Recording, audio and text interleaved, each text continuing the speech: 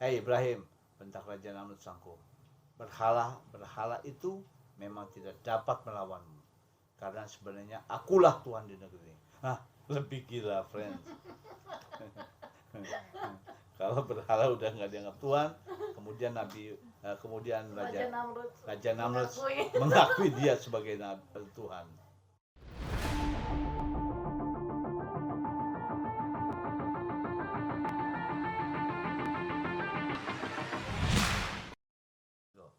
Assalamualaikum warahmatullahi wabarakatuh. Hi friends. Hi, The friends. last chapter, it was Ibu read the storytelling about Nabi Lut alaihi salam. Now it's my turn. Ayah will read the book about Nabi Ismail alaihi salam. Are you ready, friends? Let's go. Let's go.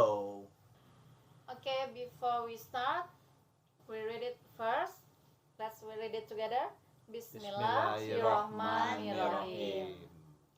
Friends, dahulu kala negeri Babilonia dipimpin oleh Raja Namrud yang amat kejam. Suatu malam, dia bermimpi ada seorang anak laki-laki melompati kepalanya sehingga mahkotanya jatuh dan hancur. Raja Namrud ketakutan jika kelak kerajaannya runtuh oleh anak laki-laki tersebut yang di dalam mimpinya, friends. Untuk mencegah itu, Raja Namrud memerintahkan tentara-tentaranya agar membunuh setiap bayi laki-laki yang lahir pada saat itu. Wah, serem ya, friends. Ya kan? That's just crazy. Crazy, friends. Yeah. Yeah. Oh. Oke. Di antara sekian banyak bayi yang lahir pula bayi laki-laki bernama Ibrahim, friends. Dia putra Azar, seorang pembuat berhala kerajaan. Dia putra Azar, seorang pembuat berhala kesayangan Raja Namrud. Azar tidak tega melihat bayinya dibunuh. Lalu dia membawa Ibrahim ke hutan. Beberapa hari kemudian, Azar dan istrinya pergi ke hutan untuk mencari bayi itu. Mereka takjub, friend. Ternyata sang bayi masih hidup. Friends, Allah menyelamatkan Ibrahim. Kemudian mereka menyembunyikannya di dalam gua. Diam-diam mereka sering menengoknya, friends. Ketika Ibrahim tumbuh besar, Azar membawanya pulang. Saat itu perintah membunuh setiap bayi laki-laki telah dihapuskan, friends. Benarkah Ibrahim merupakan bayi laki-laki dalam mimpi Raja Namrud? Yuk kita simak lagi selanjutnya. Ibrahim tumbuh menjadi anak yang patuh, penyayang, dan cerdas. Dia tidak pernah percaya kepada berhala, friends. Dia selalu bertanya-tanya, siapa sih sebenarnya pencipta alam semesta ini? Allah pun terus membimbingnya hingga dewasa. Kemudian Allah mengutus Ibrahim menjadi nabi bagi masyarakat Babilonia. Suatu hari, beliau memohon kepada Allah, Rabbku, perlihatkanlah kepadaku bagaimana engkau menghidupkan orang-orang mati. Apakah engkau belum percaya? Tanya Allah. Aku percaya, jawab sang Nabi. Aku hanya ingin keyakinanku semakin mantap. Lalu Allah memberitakan Nabi Ibrahim agar menyembelih 4 ekor burung. Setiap burung diletakkan di beberapa puncak bukit yang berjauhan. Nah, bayangin, friends. Burungnya disembelih, ya kan? Kemudian setiap burung ditaruh di beberapa puncak bukit yang berjauhan. Setelah itu, Nabi Ibrahim memanggil burung-burung tersebut dengan satu tepukan. Karena ini semua izin Allah, friends, tentunya. Dengan seizin Allah, keempat burung itu datang mengitari sang Nabi sambil berkicau riang. Masya Allah, friends. Ya, mukjizat Nabi Ibrahim. Karena Allah Subhanahu Wa Taala. Dengan air mata bercucuran, beliau bersujud kepada Allah. Kini keyakinannya tak tergoyahkan lagi. Ya pasti dong, friends, ya. Bayangin, disembelih, taruh di tempat beberapa berjauhan, lalu ditepuk, sekali tepuk, kemudian mereka berdatangan. Masya Allah, hidup, friends. Bayangin, oke? Friends, selain berdakwah kepada kaumnya, Nabi Ibrahim pun berdakwah kepada Azar. Nah, Azar tuh yang tadi, Azar tuh sebagai ayahnya, ayah Nabi Ibrahim. Sebab sang ayah penyembah berhala, friends. Bahkan dia pula yang membuatnya. Aneh kan? Lucu ya, friends. Bukankah sang ayah pembuat berhala kesayangan raja? Maukah ayahnya menerima kebenaran? Tanya Nabi Ibrahim, friends. Perlahan-lahan Nabi Ibrahim mendekati Azar yang sedang sibuk memahat patung dari batu. Nah, batu ini keras sekali nih, keluh Azar sambil berhenti sejenak. Mungkin tanganku sudah mulai lemah. Seandainya batu ini bisa mendengar, pasti sudah kukatakan agar ini menjadi sedikit lunak. Lucu kan, friends? Batu diajak ngomong untuk menjadi lebih lunak. Wahai ayahku, kata Nabi Ibrahim, mengapa engkau menyembah batu yang tidak mendengar, tidak melihat, dan tidak dapat menolongmu sedikit pun? Azar memandang anaknya sambil mengurutkan dahi. Ayah, lanjut Nabi Ibrahim, menyembah berhala perbuatan sia-sia. Sembahlah Allah ya, sembahlah Allah. Allah adalah Tuhan yang Maha Penyayang. Aku amat menyayangimu. Aku khawatir ayah akan ditimpa azab. Kata-kata Nabi Ibrahim berhenti hingga di situ, friends. Tiba-tiba Azar berteriak, bencikah kamu kepada Tuhanku Ibrahim? Sudah lama kamu musingkan aku dengan semua omong kosong itu. Jika kamu tidak mau berhenti, kamu pasti akan menyesal. Sekarang pergilah. Pergilah dari sini. Pergi. Nabi Ibrahim berkata dengan sedih, friends. Semoga keselamatan dilimpahkan kepadamu, wahai ayah. Aku akan berdoa kepada Allah agar Allah selalu mengampunimu. Sesungguhnya Allah Maha Pengampun.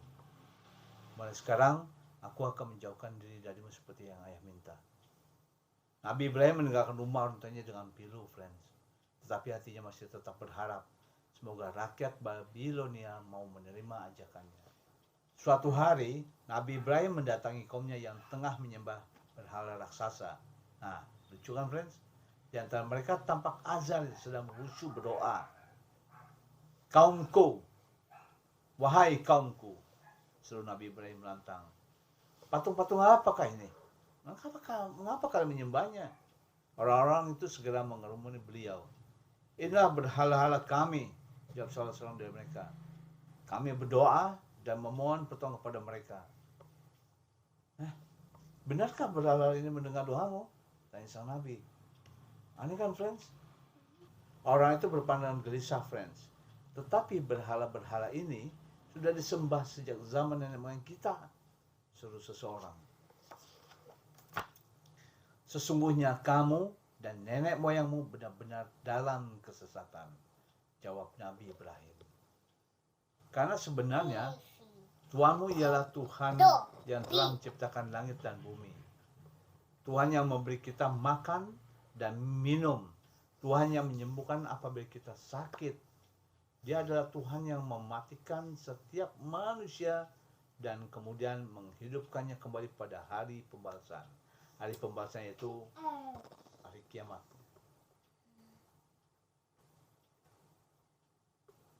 Orang-orang di sana terdiam. Mereka terpaku dengan kata-kata sang Nabi, friends. Tetapi tiba-tiba Azar berseru, jangan dengarkan dia. Aku sebagai ayahnya sudah lelah mendengarkan dia yang sering berkata seperti itu setiap hari. Aku pun mengusirnya dari rumah. Mendengar ucapan Azar, orang-orang tertawa dan mencibir Nabi Ibrahim. Kemudian mereka pergi meninggalkan beliau sendirian, namun sang Nabi Ibrahim tersenyum kecil penuh arti. Friends, apa yang akan beliau lakukan? Pada hari suci, orang-orang Babilonia, penduduk di sana menyajikan hidangan lezat bagi berhala di kuil-kuil pemujaan, friends. Raja beserta semua penduduk pergi keluar kota untuk berburu dan bergembira. Kota pun tiba-tiba mendadak sepi karena kepergian mereka.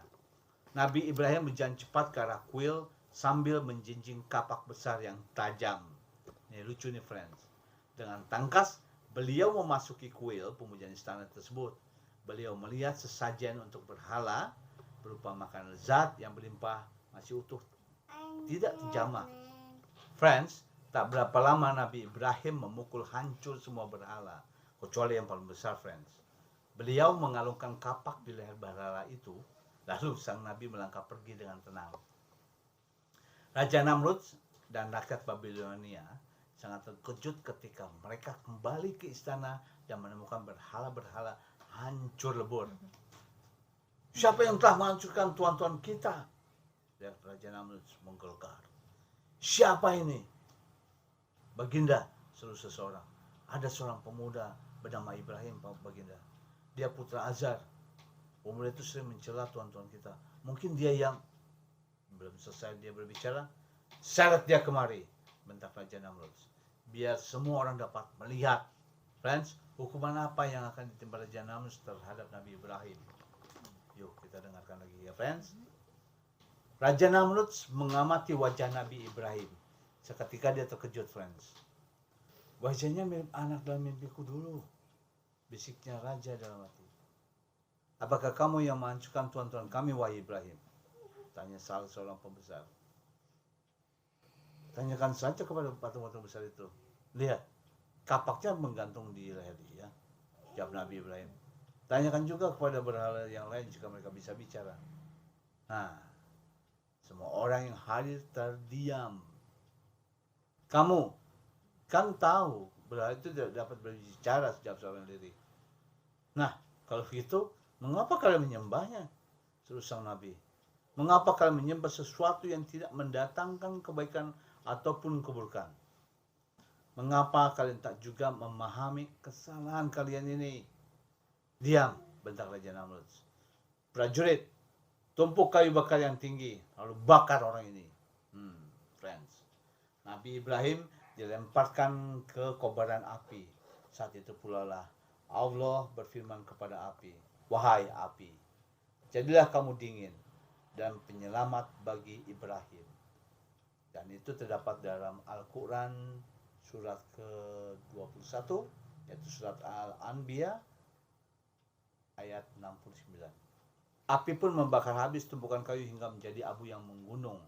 Tetapi alangkah tercengangnya semua orang ketika melihat Nabi Ibrahim keluar dari tumpukan abu tanpa terluka sedikit pun, friends. Masya Allah. Mukjizat Nabi Ibrahim lagi, friends, ternyata. Setelah peristiwa itu, banyak orang yang menyatakan keimanannya kepada Allah, termasuk putra Raja Namrud. Sang raja sangat marah mengetahui semua itu. Dan dia segera memanggil Nabi Ibrahim ke istana. Hei Ibrahim, bentak Raja Namrud sanggup. Berhala itu memang tidak dapat melawanmu. Karena sebenarnya akulah Tuhan di negeri ini. Nah, lebih gila, friends. Kalau berhala udah nggak dianggap Tuhan, kemudian Raja Namrud mengakui dia sebagai Tuhan. Kau lihat, aku amat berkuasa, bahkan Tuhanmu pun tak bisa menandingiku. Coba katakan, siapa Tuhanmu? Kata Raja Namrud. Tuhanku adalah yang menghidupkan dan mematikan. Tuhanku adalah yang menghidupkan engkau dan mematikan engkau. Jawab sang Nabi tenang. Mendengar itu Raja Namrud tergerak. Dia memanggil dua orang budak. Lalu raja yang kejam itu mencabut pedang dan memenggal leher salah seorang budak. Kau lihat, bentak Raja Namrud. Aku juga bisa menghidupkan dan mematikan. Maksudnya menghidupkan dan mematikan bagaimana, friends? Bingung ya? Mendengar itu, Raja Namrud tergerak. Dia memanggil dua orang budak. Lalu raja yang kejam itu mencabut pedang dan memenggal leher salah seorang budak. Kau lihat, bentak Raja Namrud. Aku juga bisa menghidupkan dan mematikan.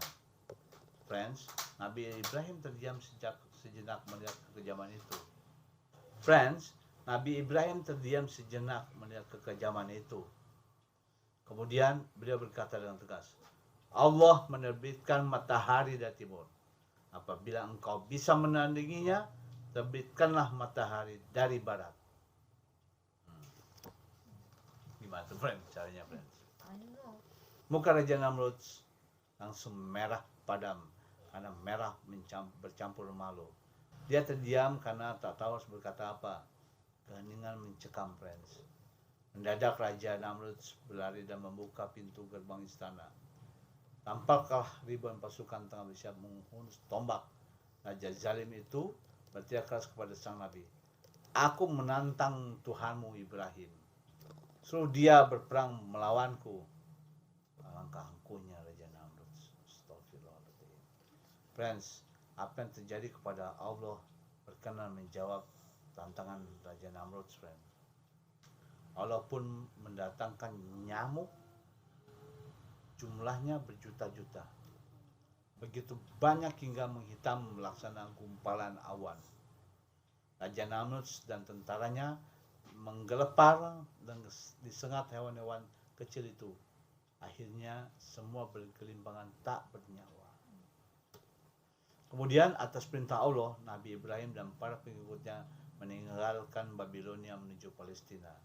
Kemudian atas perintah Allah, Nabi Ibrahim dan para pengikutnya meninggalkan Babilonia menuju Palestina. Mereka tiba di negeri Chazan. Rajanya terkenal arif dan berbudi luhur. Nabi Ibrahim diterima dengan ramah. Bahkan melihat sosok Nabi Ibrahim yang berakhlak baik, raja menikahkan beliau dengan putrinya Sarah. Sang Nabi membawa istrinya melanjutkan perjalanan ke Palestina, friends. Di dekat Mesir, mereka singgah di suatu kerajaan. Raja negeri itu menerima mereka di istana. Saat melihat Sarah yang jelita, timbullah niat jahatnya.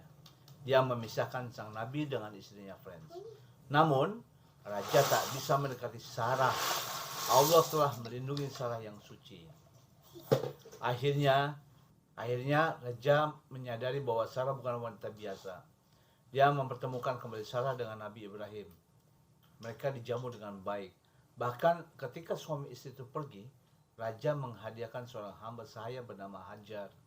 Tak lama rombongan Nabi pun tiba dan menetap di Palestina. Di Palestina, Nabi Ibrahim membimbing umatnya mengenai tata cara ibadah sesuai petunjuk Allah, bekerja keras pada siang hari dan mendekatkan diri kepada Allah pada malam hari. Berkat izin Allah dan usaha keras beliau sekeluarga, Nabi Ibrahim menjadi orang kaya yang budiman. Banyak orang meneladani kehidupan beliau, friends. Suatu hari, 2 orang laki-laki tampan datang ke rumah Nabi Ibrahim. Seperti biasa, hidangan lezat disajikan kepada tamu tersebut. Tetapi mereka tak menyentuh makanan itu sedikit pun. Rasa takut menyelimuti diri Nabi Ibrahim. Ada apa gerangannya, friends? Kami malaikat, kata salah seorang laki-laki tersebut. Kami diutus Allah untuk memberitahu Nabi Lut bahwa sesuatu yang buruk akan menimpa kaumnya di Sodom dan Amora. Telah lama mereka melakukan perbuatan yang tidak baik, yaitu laki-laki menyukai laki-laki dan perempuan menyukai perempuan. Nah, friends, kembali lagi kita kepada Nabi Lut yang diceritakan sama ibu di video sebelumnya. Yang artinya, perbuatan mereka benar-benar dimurkai Allah. Tidak disukai Allah, benar-benar dimurkai Allah. Akhirnya mereka digulingkan negaranya. Mendengarnya, Nabi Ibrahim menggigil.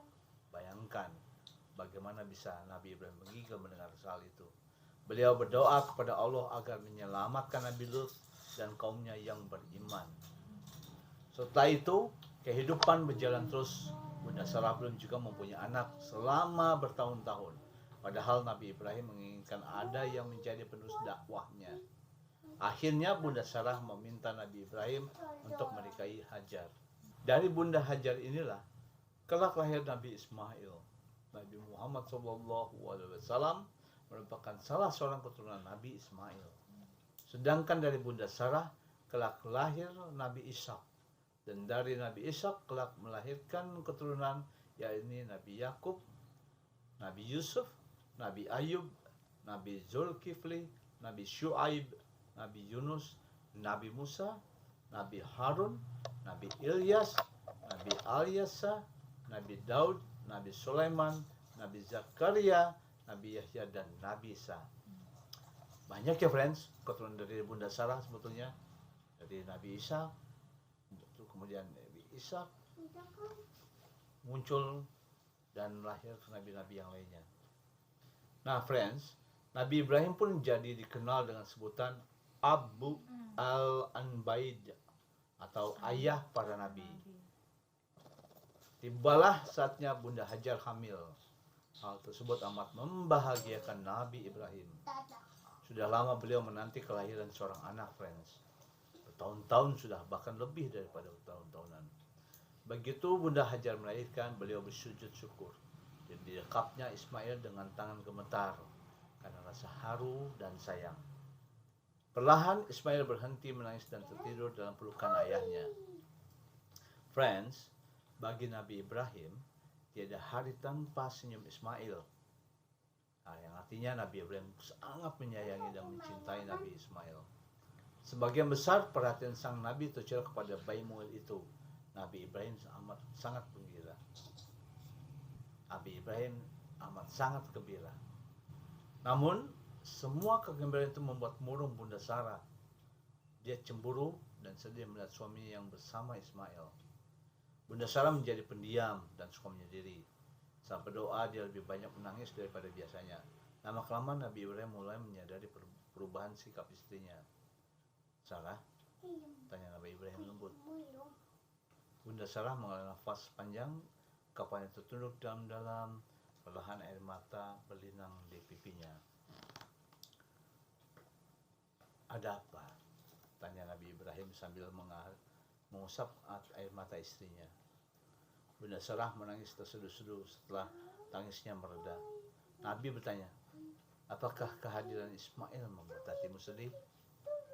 Dulu aku memintamu menikah dengan Hajar agar kau mempunyai keturunan yang dapat mendampingi berdakwah, kata Bunda Sarah. Dulu aku memintamu menikah dengan Hajar agar kau mempunyai keturunan yang dapat mendampingimu berdakwah, kata Bunda Sarah terdesak-desak. Tetapi sebagai wanita, hatiku pilu melihatmu bahagia dengan Hajar. Sementara sudah puluhan tahun aku tak dikaruniai anak. Nabi Ibrahim termenung lama. Bertanya-tanya Nabi Ibrahim. Beliau mengerti betapa berat perasaan Bunda Sarah. Beliau ingin meringankan perasaan itu. Apa yang harus kulakukan? Tanya beliau lirih. Tolong, bisa Bunda Sarah memohon. Tolong bawa Hajar dan Ismail pergi jauh dari sini agar hatiku bersih dari kecemburuan yang membawa dosa. Nabi Ibrahim termenung kembali. Sungguh suatu permintaan yang berat, tetapi beliau yakin bahwa bagi Bunda Sarah itulah satu-satunya jalan yang terbaik. Apa yang akan beliau lakukan? Friends, apa yang mereka akan lakukan? Nabi Ibrahim mendatangi Bunda Hajar. Beliau menciumi Ismail yang tengah terlelap dalam ayunan. Sang bunda tersenyum melihatnya. Nabi memandang Bunda Hajar seraya berkata, kasihan Sarah. Dia sangat ingin memberiku anak sepertimu. Senyum Bunda Hajar seketika terlenyap. Wajahnya tertunduk murung. Sebagai wanita, aku mengerti perasaannya, bisik Bunda Hajar. Demi kebaikan, maukah engkau mengalah? Tanya sang suami. Apa yang harus kulakukan? Tanya Bunda Hajar. Sarah memintaku untuk membawamu dan Ismail pergi jauh dari sini, jawab Nabi Ibrahim dengan berat. Bunda Hajar menunduk sedih. Air matanya menitik. Apakah Allah mengizinkanmu membawa kami pergi? Tanyanya sambil mendekap berat-berat Ismail. Nabi Ibrahim mengangguk. Tiba waktunya bagi Bunda Hajar, Ismail, dan Nabi Ibrahim pergi. Bunda Sarah memeluk Bunda Hajar. Lalu dia pun menciumi Ismail. Melihat senyum sang bayi, tumbuhlah rasa sayang mendalam di hati Bunda Sarah. Namun, apa boleh buat? Akhirnya, Ismail pun pergi bersama dengan ibunya. Dengan air mata berlinang, Bunda Sarah melepas kepergian mereka hingga hilang dari pandangan.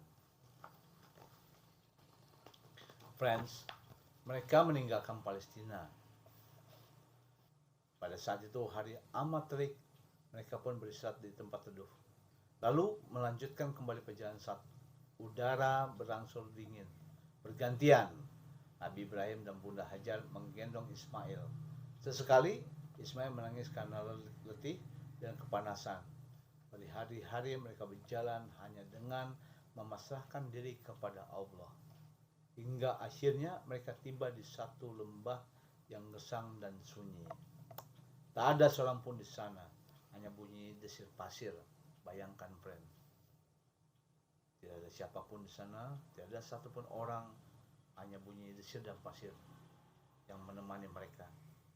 Tepat di antara dua bukit, Nabi Ibrahim mendirikan tenda kecil sederhana. Kemudian Bunda Hajar membawa Ismail masuk. Perlahan cahaya matahari semakin terik. Nabi Ibrahim menatap anak dan istrinya.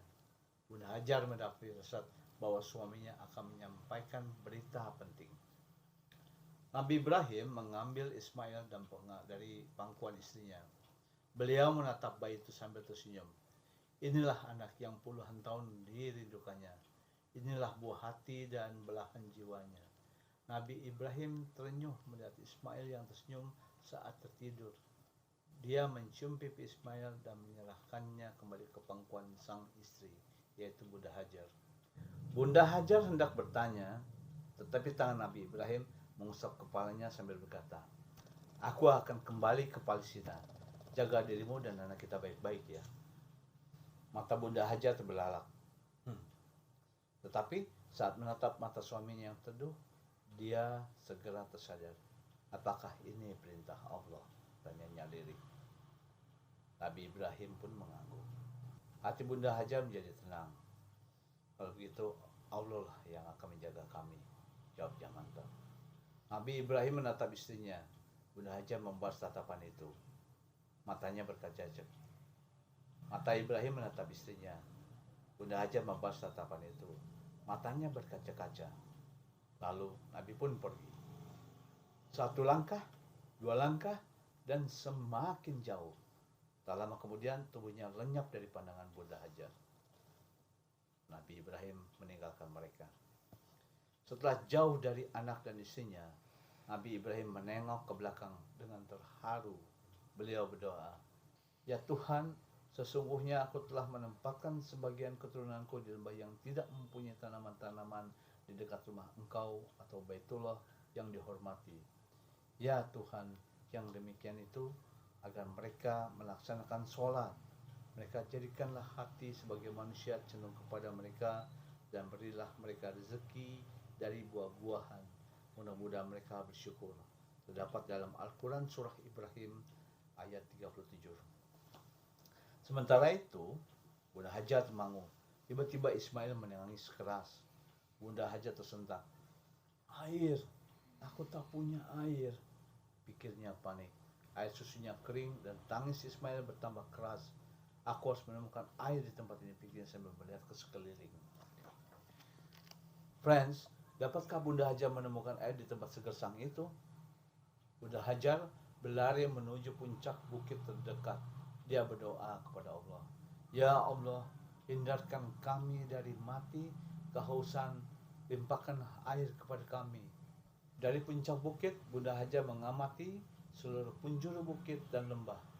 Tak ada seorang pun, tak ada sebatang pohon pun. Dia berpaling ke belakang. Pandangannya terhalang bukit lain yang menjulang. "Coba kulihat dari atas bukit itu," pikir Bunda Hajar penuh harap. Dia segera turun dan berlari menaiki bukit lainnya. Bunda Hajar memandang berkeliling, tapi tak terlihat apapun. Yang ada hanya pasir di mana-mana. Penasaran, Bunda Hajar berlari kembali ke bukit pertama. Friends, Bunda Hajar berlari bolak-balik antara dua bukit. Dan itu sebanyak 7 kali. Tapi tak setetes pun air dia temukan. Di kemudian hari, orang menamakan di bukit itu Safa dan Marwah. Perjuangan Bunda Hajar mencari air di antara dua bukit itu dia abadikan Allah dalam salah satu rukun haji, yaitu sa'i, lari kecil antara Safa dan Marwah sebanyak 7 kali. Friends, apakah Bunda Hajar dan Ismail akan mati kehausan? "Anakku," suruh Bunda Hajar. Dia segera berlari menghampiri Ismail. Tangis bayi itu semakin keras. Bunda Hajar memandangnya dengan mata berkaca-kaca. Pikirnya, tak sampai esok anak itu pasti meninggal. Setelah itu dirinya pun akan meninggal pula di atas pusara sang bayi. Memikirkan hal tersebut, Dadanya sesak. Bunda Hajar mengulurkan tangan hendak menggendong Ismail. Namun tangannya terhenti. Dengan rasa tak percaya dia melihat pasir basah di dekat kaki Ismail. Air, pikir Bunda Hajar. Dengan harapan menggunung dia menggali dan terus menggali. Pur, memancarlah air dari dalam tanah. Terus memancar. Bunda Hajar memberi Ismail minum sambil tak henti-hentinya mengusap air mata. Dia bersyukur atas karunia Allah tersebut. Alhamdulillah, Alhamdulillah. Setiap kali Bunda Hajar dan Ismail meminum air telaga kecil itu, tubuh mereka menjadi kuat. Tak ada air seperti itu di tempat lain. Burung-burung pun berdatangan. Beberapa di antaranya membawa biji-biji tumbuhan yang menempel di paruh dan di sela kaki-kaki mereka. 1-2 tunas pohon pun tumbuh. Semakin hari, burung yang berdatangan semakin banyak. Begitu pula pohon-pohon yang tumbuh. Rombongan kafilah yang melintasi daerah tersebut melihat burung-burung tadi. Apabila terlihat burung sekitar sini, pasti di sini ada sumber air, kata mereka. Setelah menelusuri tempat itu, mereka takjub melihat telaga kecil yang ditunggu seorang ibu dan anaknya. Ini pasti mukjizat Tuhan. Ini pasti mukjizat Tuhan. Mereka saling berbisik. Bunda Hajar mempersilahkan para kafilah tersebut menggunakan air telaga seperlunya. Mereka terheran-heran karena rasa airnya begitu nikmat, segar dan menyehatkan. Betul-betul tempat yang diberkahi Tuhan, kata mereka. Akhirnya mereka meminta izin kepada Bunda Hajar agar diperbolehkan menetap di sana. Tentu saja Bunda Hajar amat bahagia ditemani orang-orang baik itu. Friends, bertahun-tahun kemudian di tempat itu menjadi ramai. Sekarang kita mengenalnya dengan sebutan kota Makkah. Makkah. Sedangkan telaga kecilnya disebut telaga Zamzam. Makkah berkembang menjadi tempat yang ramai dan subur. Padang rumput mulai tumbuh di sana sini. Domba dan unta bertambah banyak. Ismail pun tumbuh menjadi anak periang. Dia pun turut serta menggembalakan domba. Suatu hari, tatkala cahaya matahari mulai teduh, tampak seorang laki-laki di kejauhan. Dia memandang ke arah Makkah dengan penuh takjub. Tempat apakah itu? Tanyanya kepada beberapa yang lewat. Makkah, Tuan, jawab seseorang. Bagaimana tempat itu bisa ada? Tanya laki itu amat heran. Mukjizat Tuhan, Tuan, jawab orang tadi. Kami menemukannya ditunggu oleh seorang wanita terhormat dan anaknya yang masih kecil. Setengah berlari, lelaki itu memasuki Mekah. Beliau tak henti-hentinya mengumandangkan kebesaran Allah. Saat melihat seorang perempuan, tiba-tiba dia berhenti. Hajar! Pekiknya seketika. Bunda Hajar menengok. Dia terkejut. Suamiku! Dengan berlai mata, mereka pun melepas rindu. Ibu! Tanya seorang anak yang baru pulang menggembala. Dia terheran-heran. Lelaki yang ternyata Nabi Ibrahim pun menoleh. Ismail? Tanyanya dengan suara tercekat karena tangis. Dengan ragu Ismail kecil membahas pelukan lelaki yang tengah menciumnya sambil menangis itu. Tetapi jauh di lubuk hati Ismail merasa amat bahagia. Friends, Nabi Ibrahim sangat bangga kepada Bunda Hajar. Ismail yang tak sempat dibimbingnya kini tumbuh menjadi anak cerdas dan soleh. Ismail juga amat bangga kepada ayahnya. Beliau bijak dan penyayang. Beliau tepat seperti yang selalu diceritakan ibunya. Namun kebahagiaan itu tiba-tiba redup. Suatu malam, Nabi Ibrahim tersentak. Beliau terbangun dari mimpi. Matanya tak bisa dipejamkan lagi. Beliau sadar mimpi itu adalah wahyu Allah. Keesokan harinya, tampak Ismail menyiapkan bekal untuk menggembala domba dengan riang. Nabi Ibrahim pun memanggilnya.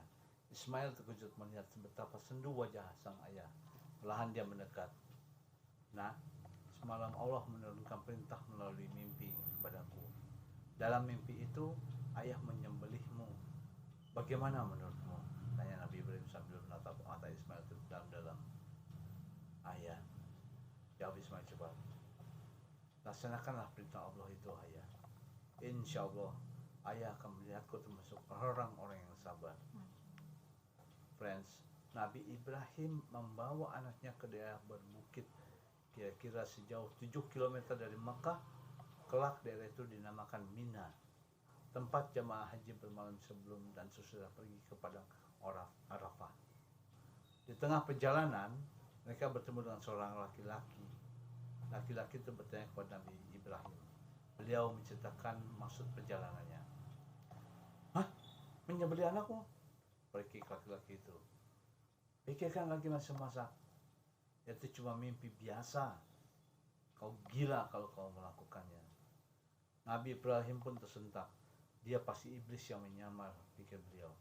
Dengan geram diambilnya segenggam kerikil. Nabi melemparkannya ke wajah laki-laki tersebut. Dia pun menjauh dan lenyap di balik bukit pasir. Benar saja ternyata laki-laki itu jelmaan iblis. Kejadian tersebut kembali berulang-ulang 2 kali di tempat yang masing-masing berjarak ratusan meter. Jadi 3 kali Nabi Ibrahim melemparkan kerikil.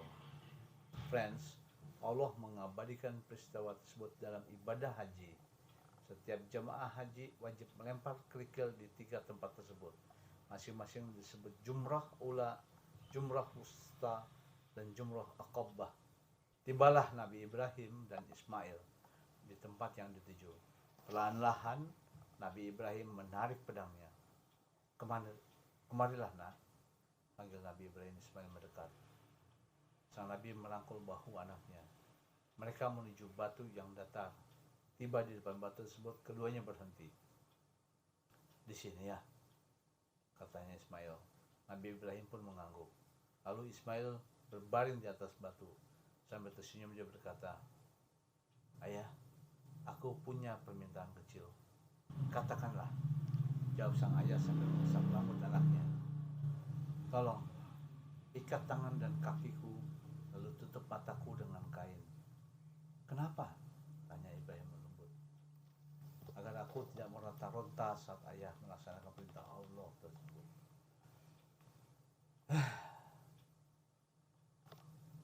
Pilu ya, friends.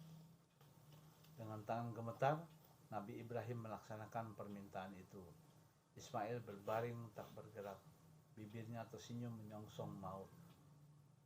Hati Nabi Ibrahim pun sudah bulat untuk melaksanakan perintah Allah. Tak ada ragu, tak ada sanksi. Maka ketika keduanya telah berserah diri dan Ibrahim membaringkan anaknya atas pelipisnya untuk melaksanakan perintah Allah, lalu kami panggil dia. Wahai Ibrahim, sungguh engkau telah membenarkan mimpi itu. Sungguh demikianlah kami memberi balasan kepada orang-orang yang berbuat baik.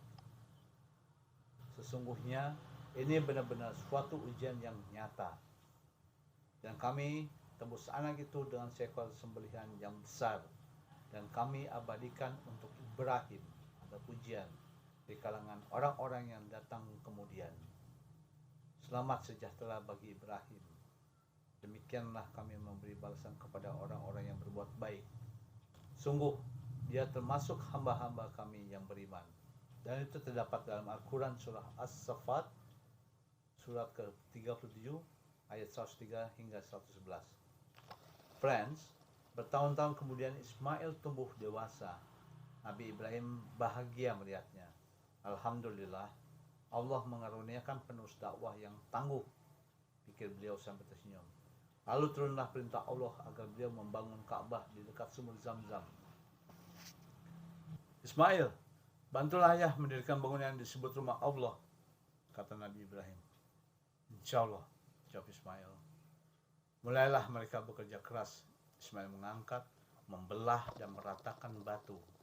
Sementara itu, Nabi Ibrahim menyusun batu-batu itu tersebut menjadi bangunan. Ketika bekerja, Nabi Ibrahim sering berdiri di atas sebuah batu agar dapat meletakkan batu-batu lainnya di tempat tinggi. Apabila satu bagian yang telah selesai dikerjakan, beliau memindahkan batu yang dipijaknya ke tempat yang baru. Begitu juga saat mengerjakan bagian lainnya hingga bangunan berdiri utuh. Tapak kaki sang Nabi membekas di atas batu tersebut. Jika pergi ke Masjidil Haram, kita dapat melihatnya melalui rongga berkaca. Batu itu dinamakan Makam Ibrahim, artinya tempat berpijak Ibrahim. Akhirnya Ka'bah selesai dibangun. Nabi Ibrahim dan Ismail berdoa, Ya Allah, terimalah apa yang telah kami kerjakan. Engkau maha mendengar lagi maha mengetahui. Kemudian Allah memerintahkan Nabi Ibrahim agar Ka'bah tidak dijadikan tempat menyembah berhala. Kesucian dan kebersihan selalu terjaga bagi orang-orang yang bertawaf, beribadah, ruku dan sujud. Setelah itu Nabi Ibrahim kembali ke Palestina. Friends, Ismail pun menikah. Tetapi tak lama setelah itu Bunda Hajar wafat. Mendengar kabar istrinya meninggal, Nabi Ibrahim yang beranjak tua tertatih-tatih datang ke Makkah. Saat itu yang ada di rumah Ismail hanya istrinya. Dia tidak tahu kalau yang datang adalah mertuanya. Bolehkah saya menunggu di Ismail di sini? Tanya sang Nabi. Istri Ismail mengangguk. Bagaimana kehidupan kalian? Tanya Nabi Ibrahim lagi. Hidup kami benar-benar susah. Suami saya miskin dan tidak pandai mencari uang. Lihat saja. Saya bahkan tidak dapat menyuguhi bapak walaupun hanya segelas air. Entah kapan semuanya berubah. Keluh menantunya sambil menarik napas panjang. Nabi Ibrahim termenung. Beliau berdiri dan berpamitan. Sampaikanlah kedatangan saya ini. Katakan saya ingin dia mengganti gerbang rumah ini. Katanya beliau sebelum beranjak. Friends, apa maksud pesanan itu ya? Ketika Ismail pulang, sang istri menyampaikan pesan tersebut. Itu ayahku, kata Ismail kaget. Ternyata beliau tidak berkenan kepadamu. Aku diminta agar menceraikanmu karena engkau tidak dapat berlapang dada menerima jalan hidup yang sangat sederhana ini. Friends, suatu saat Nabi Ibrahim datang berkunjung lagi ke rumah Nabi Ismail. Beliau bertemu dengan menantu barunya. Bagaimana kehidupanmu bersama Ismail? Tanya beliau sambil menikmati jamuan sederhana yang disuguhkan menantu barunya. Alhamdulillah, Ismail penyayang, rajin bekerja dan selalu membimbing saya di jalan Allah. Kami hidup bahagia, jawab wanita itu dengan mata berbinar. Sampaikan kedatanganku kepada Ismail. Sampaikan juga, aku menyukai gerbang rumahnya, kata Nabi Ibrahim selaya pamit. Tatkala Ismail pulang ke rumah, istrinya menceritakan kedatangan Nabi Ibrahim. Kemudian dia menyampaikan pesan beliau kepada suaminya. Mendengar pesan tersebut, Ismail sangat gembira. Itu ayahku. Alhamdulillah, beliau menyukaimu, kata Ismail sambil tersenyum dengan mengusap kepala istrinya. Friends, mereka hidup berbahagia. Ismail diangkat menjadi nabi dan diberi keturunan yang baik. Dari keturunan inilah Nabi Muhammad SAW lahir. Oke friends, tadi ada cerita tentang Nabi Ismail. Namun dalam cerita Nabi Ismail itu dilibatkan juga Nabi Ibrahim, yang artinya bagaimana Nabi Ismail lahir dan bagaimana Nabi Ismail akan disembelih oleh ayahnya yang sangat dicintai. Padahal Nabi Ibrahim sangat menginginkan Nabi Ismail bertahun-tahun. Namun dalam mimpinya Nabi Ibrahim atas perintah Allah meminta untuk Nabi Ibrahim menyembelih anaknya. Dan kemudian pada saat Nabi Ibrahim menyepakati dan ingin melakukan persembelihan itu, Allah menggantinya dengan persembahan seekor kambing, yang intinya Nabi Ibrahim berpasrah dan menuruti atas kehendak Allah. Apapun Allah perintahkan kepada kita, kita harus turuti dan kita harus menjauhi larangan Allah. Dan begitulah cerita Nabi Ibrahim dan Ismail, friends. The next chapter is Prophet Ishaq. Alaihissalam. Yeah. Stay tuned, friends, for the story of Prophet Ishaq. Bye, friends. Don't forget to subscribe, click the bell, and like to our videos. Bye.